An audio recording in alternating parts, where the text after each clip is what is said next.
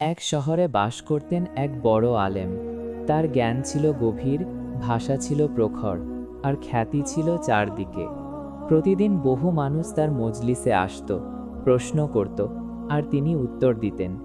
ধীরে ধীরে তার অন্তরে এক অদৃশ্য অহংকার বাসা বাঁধল।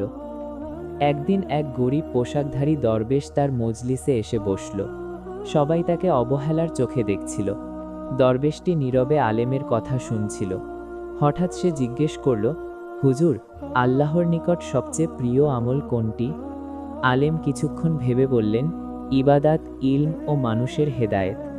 দরবেশ মৃদু হেসে বলল, হুজুর, এগুলো তো বাহ্যিক, কিন্তু যদি এগুলোর ভেতরে অহংকার থাকে তবে কি সেগুলো কবুল হয়? এই কথায় আলেম থমকে গেলেন। তার বুকের ভেতর যেন কেউ আয়না ধরল। তিনি বুঝতে পারলেন, জ্ঞান আছে, কিন্তু বিনয় কমে গেছে। চোখ বেয়ে অশ্রু ঝরল। আলেম উঠে দাঁড়িয়ে দরবেশের পা ছুঁয়ে বললেন, আজ তুমি আমাকে একটি বড় হেকমত শিখালে। দরবেশ বলল, জ্ঞান আলো, কিন্তু বিনয় তার প্রদীপ। সেদিন থেকে আলেমের মজলিসে জ্ঞানের সঙ্গে যুক্ত হলো বিনয়, আর তার ইলম আরও বরকতময় হয়ে উঠল।